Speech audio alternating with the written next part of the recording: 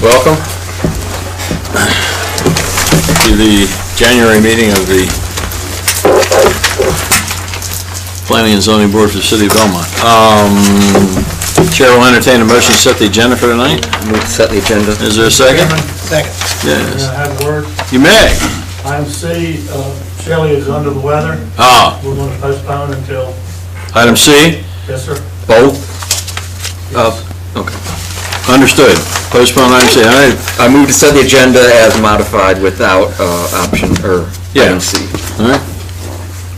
Second to that? I'll second it. All right, good. All in favor? Opposed? Very good. Everybody had a chance to read the minutes of the last meeting? Put in there additions, corrections, deletions, whatever? Yeah. Okay, Chair will entertain a motion to adopt those meetings. So moved. Is there a second? Second. Second, okay, good. Any further discussion? All in favor of adopting the minutes of the last meetings, say aye. Aye. Opposed? No nays. The minutes of the last meeting are adopted. Moving right along. First item on the agenda is public item ZA 2019.016213 Wilkinson Boulevard. Request to establish conditional zoning district on a 1.62 acre property. Good evening, Jennifer. What you have before you this request, zoning amendment 2019-01. It's for the existing developed property at 6213 Wilkinson Boulevard. You might know this as the Dellinger Enterprises building. Okay. So we have a request. It's multi-layered. As you look through our land development code, there's multiple reasons why this request is before you this evening. First, you had to approve the use. Okay, this is a request to operate an auto service business. So first of all, any auto service business is a conditional use in the highway commercial zoning district. If any areas of relief are needed, then this can be processed as a conditional zoning request. There are some recent amendments that you guys might remember from last year. And so we are proceeding with this conditional zoning request. We will be keeping the base highway commercial zoning. I say permitted use, but the use is allowed. With approval process. The areas of relief. It's not prohibited, in other words. Right. So we can, yeah. Yes, thank you.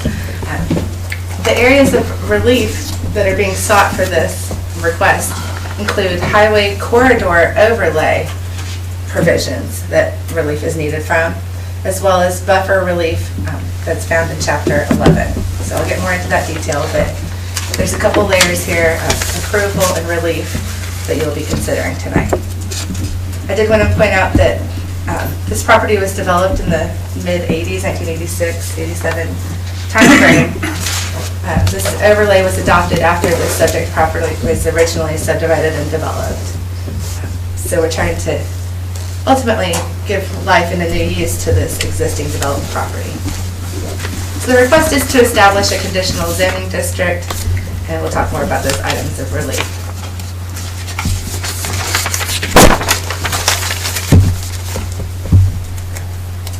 The subject property is 1.62 acres. It's located on the west side of our zoning jurisdiction, right at the edge of our city limits. It's on the north side of Wilkinson, just down from the Haunted Mill towards the Cramerton side. West of former Dellinger Enterprises operation. That's the only use that has been operating there, which I thought was interesting. It is zoned highway commercial with a highway corridor overlay.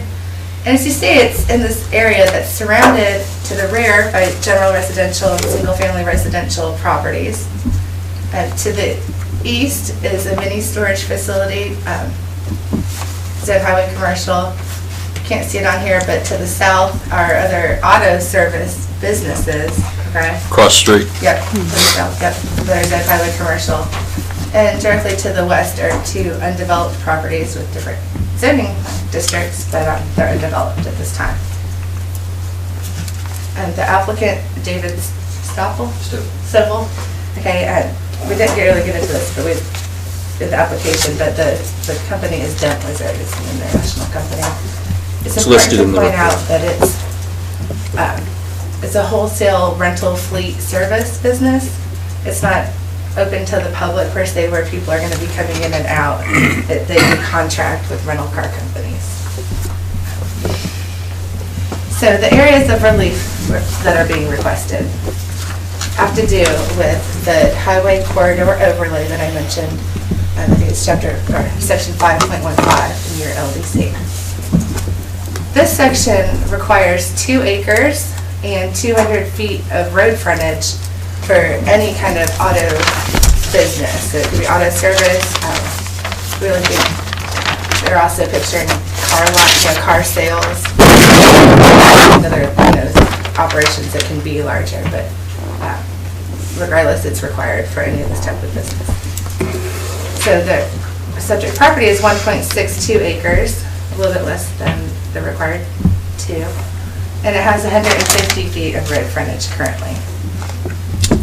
The other area to note is that Chapter 11 requires a 30-foot wide buffer between this zone and the adjoining residential uses in the GR district.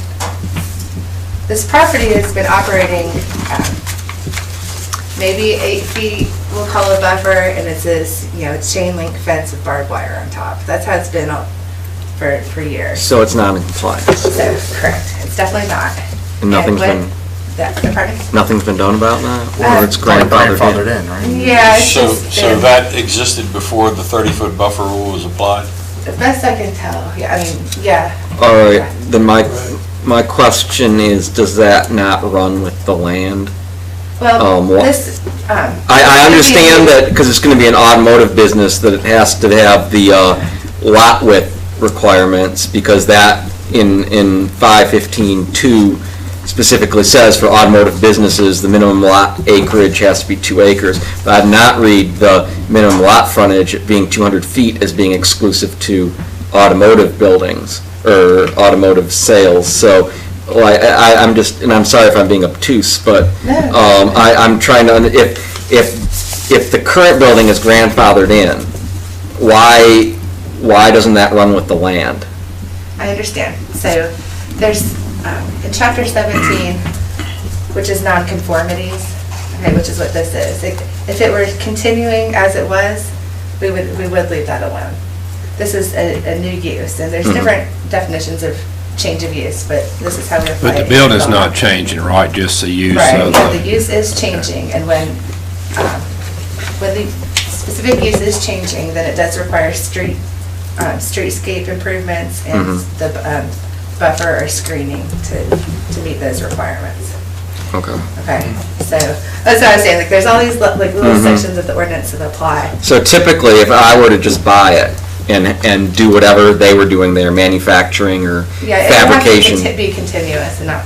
Right, but because I'm changing the use, now I have to apply all those things that I would have been grandfathered out of if I had done the same use. Yes, and so our section, our chapter of our land development code breaks it down into different categories. So for this, clearly you can't change the setbacks of the building, for example. Well, yeah. But you can improve the streetscape and improve the buffer. So there's some things, some requirements that are triggered with changes. Other things are allowed to continue. Okay, so. Some reasonable things are allowed to continue, and some other things which can reasonably be done are going to be requested to be done. Yes. Is that correct? Exactly. Got it. All right. Thank you. Perfect. Yes, Good. and in this, so that leads very well into this buffer situation. It's paved, but there's a lot of paved area already. And our regulations require 30-foot wide buffer, but this can be a solid wood fence. Okay, the screening part, which we would normally think of as the buffer, the real true buffer, can be landscape plantings or a fence, so it doesn't take up 30 feet. Okay, so what the applicant has proposed is a 15-foot buffer yard area. So they're going to even remove some existing pavement that's out there, add landscape planting. Now, the plan that you have before you, in this little section, shows we've got fence and then landscape planting. We've worked with the applicant and we've agreed that as we continue with their site plan approval process, like the details of the grading of the land and where the drainage easements exist. We're gonna work closely to define what that looks like. But it's going to include landscape plantings on the residential side, a solid 8-foot high wood fence, and then supplemental plantings on the interior to help with noise and other plantings. So we're really gonna beef up that buffer that would normally be in 30 feet wide area, consolidate it down to 15 feet. And what would be the consequences of adhering to the 30-foot buffer? Building isn't gonna fit. Well, right now, I mean, the site's really developed, you know, so. Back building, Yeah. back corner of the building, Yeah, you couldn't go exactly. 30 feet. So it's about the maximum that they can Mhm. do. All right. And removing the pavement, we think is a good thing. I mean, it's a paved area too. So I do want to emphasize that it will be fence and plantings, and the exact details will be worked out based on the lay of the land and this drainage swales, and there'll be some stabilization there as well. So, with all zoning amendments, we do want to look at how this fits into our comprehensive land use plan. As we know, Wilkinson Boulevard is our economic and commercial corridor. We envision this area with higher intensity and higher density uses. We certainly want to see our community character and infrastructure improved, and right now we have a vacant building sitting here. We have this opportunity to balance this commercial use and take into account the adjacent residential properties and improve that situation. And we have another way to implement and support our comprehensive land use plan by adding another piece of our Wilkinson Boulevard multi-use path and plantings, which will be another unconnected segment, but as we've seen, as these properties develop and grow, we're building a connected path here. And it is the vision of the downtown Wilkinson. So staff is of the opinion that because of the use, what it's bringing to the area where it's located, the improvements plan, that it does, comply with the comprehensive land use plan. It is reasonable and in the public interest. So I'm happy to answer any questions. I'd like to open the public meeting up. Did I hear you say that the plan is to put some landscaping between the current property and the residential area? Yes. Yeah, have you got a blow up there, and you show me where all that's gonna be? So this is the section that we took from this plan. Land use plan. Right now, this was the original plan that was submitted. So we have this little cutout. So it represents this area. Okay, right in here. Yes. So to screen these area here, Yep, and along that, There's something. yep, along here, yes. along here. Yep, so right now it's Up to here. shown as evergreen shrubs Okay. and then fence. Yeah, I was They just have- trying to see where all that was gonna go Yeah, on here. exactly. I got that part. Okay, good. Okay, good. That answers Is my- that rural residential, is that in our jurisdiction? You said it was right on the edge. Yes, yes, Doesn't seem very rural, but. right, and I don't. Those are houses yeah. back here. So is that 8-foot fence typical? I mean, is it gonna be around the back and down the side? Yes, yeah. And okay, and this is gonna be the business is to write contracts for car rentals? They're gonna do repair work. On rental vehicles. car fleet. Got it, okay, so you're gonna be a boatload of stuff, cars in and around it and in the building, I would anticipate. But the public is, it's not like we go get it serviced. Got it, It's got it, rent- got it. yeah. No, I It's gonna understand. be big tractor trailers with Okay. 10 cars on them, I would guess, how they come in. No, they don't, that's why they want to be so close to the airport, is so that they can actually drive. Just drive each car. There Okay. may be one, you might see like one of those on the back of a pickup truck that maybe carries 3 Right. at a time, but not, But not a and big. they couldn't really get back there, honestly. That's what I thought. I wondered if they would use Barn Street if that were the case. And but- one thing that you might miss is the hours of operation. Okay. All right, let's get back ready. Any other questions for staff? Okay, thank you, ma'am. And we have some presentations by the, A few words, not that's much. fine. Please state your name and for the record, and we're anxious to hear what you have to say. I'm Brooks Whiteside with Whiteside Industrial Properties and work with Daniel Marche as well. And so just give you a little bit of information about the tenant, Dent Wizard International. You may be familiar with them as kind of a retail company where if you've got a ding from a grocery store or something in your car, they'll go fix it. This is an entirely different division of Dent Wizard where it is only, they call it wholesale, but there's no access from the public. If you do ding your car in the grocery store, you can't bring your car up to this facility. They won't work on it. So they are contracting with a rental car company in particular that's at the airport, so they want to be close to the Charlotte Douglas Airport, and so they can drive them in without having to have them shipped necessarily. And so they'll be doing light cosmetic work is how they describe it. They don't have the same machinery that you would have at an auto body garage. It won't be bending metal. If a car is wrecked, for example, it will not come to this facility. It's mainly cosmetic, dings, scratches, dents, that kind of thing. And by nature, rental cars are only 2 to 3 years old, I think. And so they'll all be pretty new cars. They will not be kind of old, nasty cars. The other nice thing is with the 8-foot fence that we've got in the landscaping, just having cars, there won't be trucks, that the neighbors won't be able to see any of that. And right now, and I can try and email y'all some pictures, but right now it's just a chain link fence. It was a very heavy industrial use. I do a lot of industrial real estate, and I went in there and they have some very large equipment that you kind of rarely see.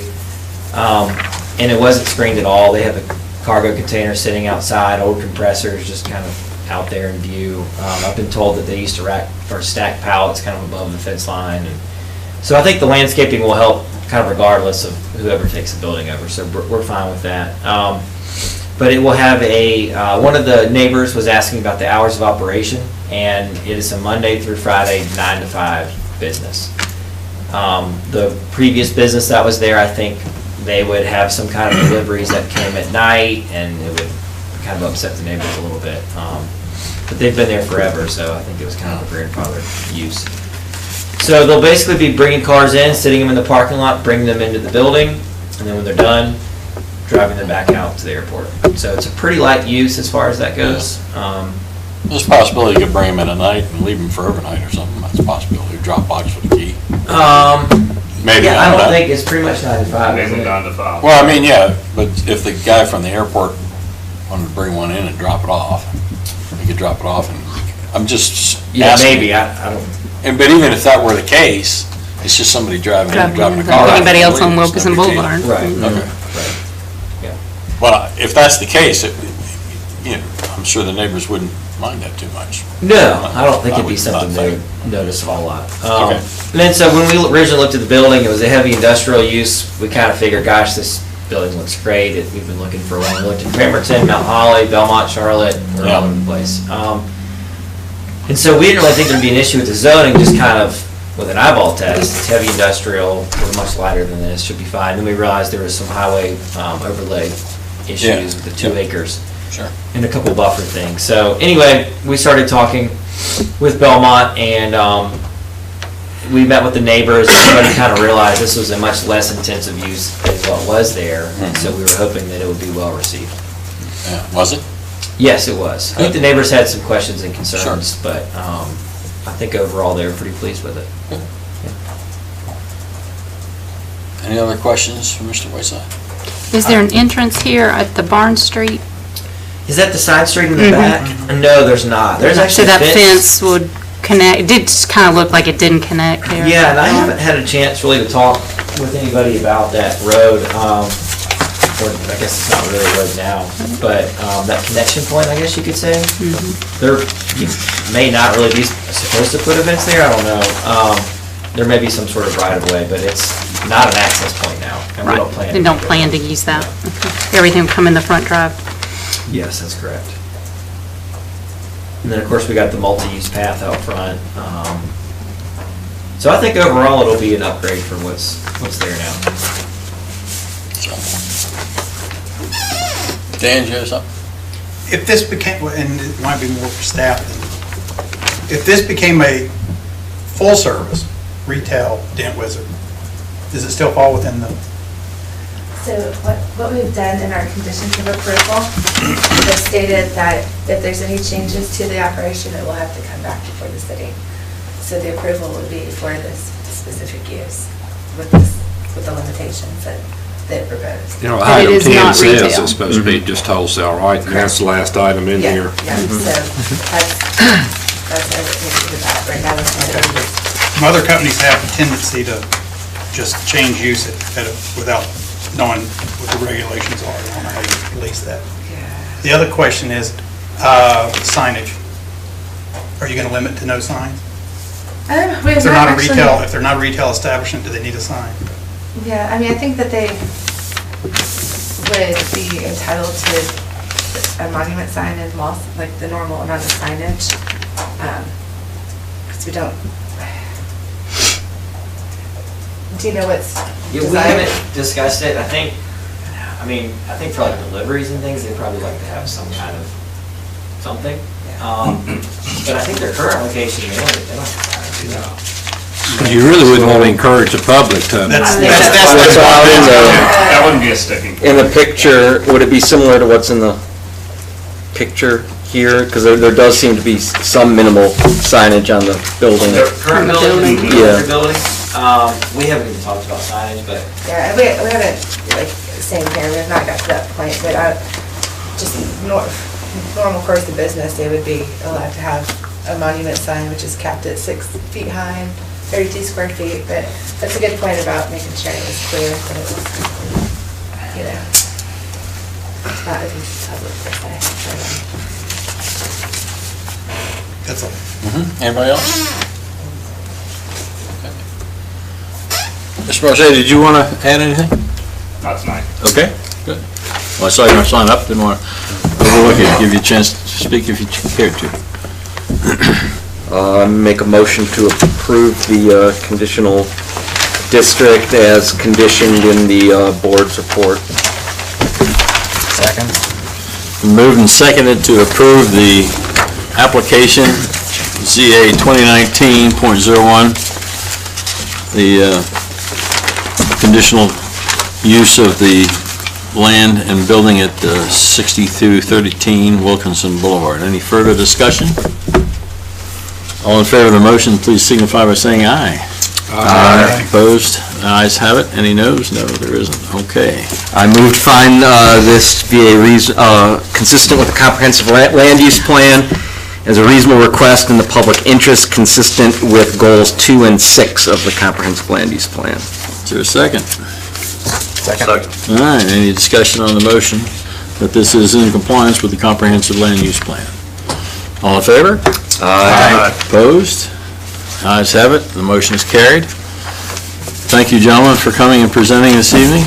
Wish you well in your endeavors out there. Sounds like it's going to be a good thing for our community. Of course, just so you understand, we propose this now to the city council, and then they, of course, have the final say. We're an advisory board, so we've advised as you just saw. Now if we can just get some more businesses on the other side. Yeah. Yeah, whatever, okay. Seeing no other business on the agenda, the chair will entertain a motion to adjourn. So moved. Is there a second? Second. Means adjourn. Record time. Record time. And it's crap. Record time. I think so. Yeah. It's reversed, yeah, it messed with us. It's messy. State I'm hibernating. Somebody just flipped. Well, I came out of hibernation long enough to see, guy I work with, right? That's the only game that showed up.